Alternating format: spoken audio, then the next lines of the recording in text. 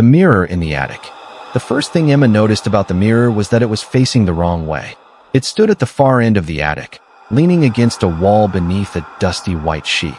Everything else in the room had been left untouched for years. Old furniture, cardboard boxes, a broken rocking horse, and framed photographs covered in dust. But the mirror was different. It was perfectly clean. Emma stood in the middle of the attic and stared at it. She had come upstairs looking for a box of old photographs.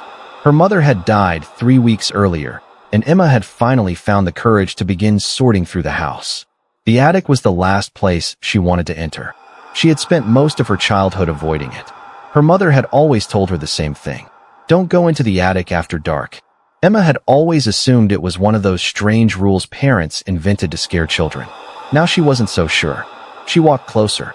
The mirror was enormous, almost 7 feet tall, surrounded by a dark wooden frame carved with strange patterns. Emma pulled the sheet away. Her reflection appeared. Pale face, messy brown hair, gray sweater. Nothing unusual. Then Emma noticed something. Her reflection wasn't moving. She stopped breathing. The woman inside the mirror was staring directly at her. Emma slowly raised her right hand.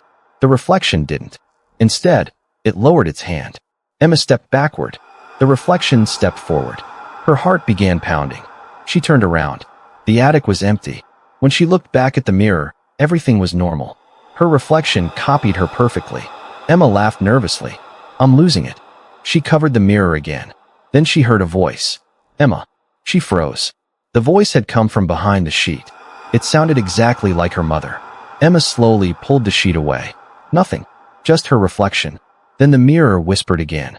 Emma, don't trust yourself. She stumbled backward. The attic door slammed shut. Emma ran. She grabbed the handle and pulled. It wouldn't open. Come on. She pulled harder. Nothing. Behind her, the mirror made a soft cracking sound. Emma turned. A thin line had appeared across the glass.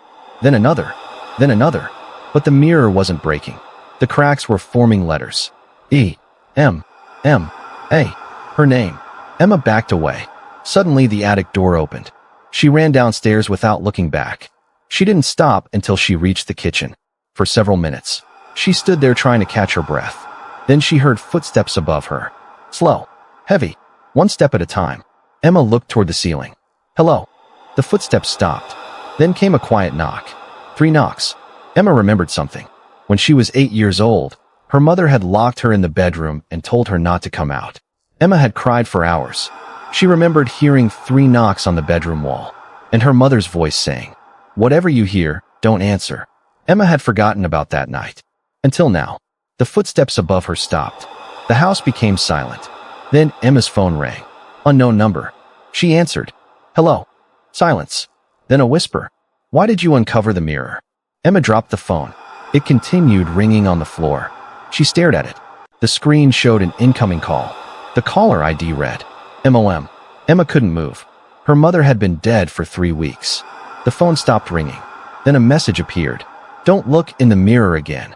Emma stared at the words. Another message arrived. This isn't the first time you've seen it. Emma felt a cold sensation move through her body. She picked up the phone. A third message appeared. You just don't remember. That night, Emma slept with every light in the house turned on. At 2:13 a.m., she woke up. She heard someone walking down the hallway, bare feet against hardwood. Step, step, step. She stayed completely still.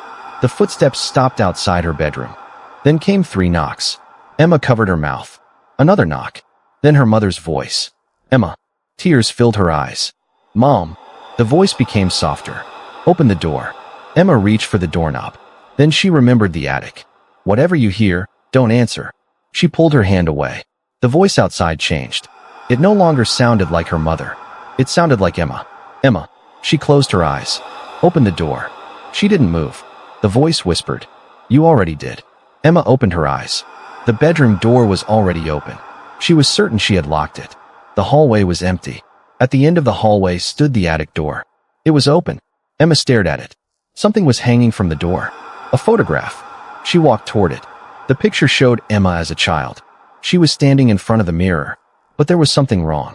A second girl stood beside her. The girl looked exactly like Emma. Same face. Same hair. Same clothes. Emma's stomach tightened. On the back of the photograph, someone had written, "She was always there." Emma turned the picture over. Another sentence had been written underneath.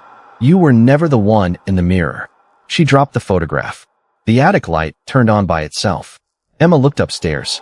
The mirror was waiting, and this time, there was someone standing inside it. A little girl. Emma's childhood self. The girl pressed one finger against the glass and silently mouthed 4 words. "Please let me out." Then the lights went off. End of part 1.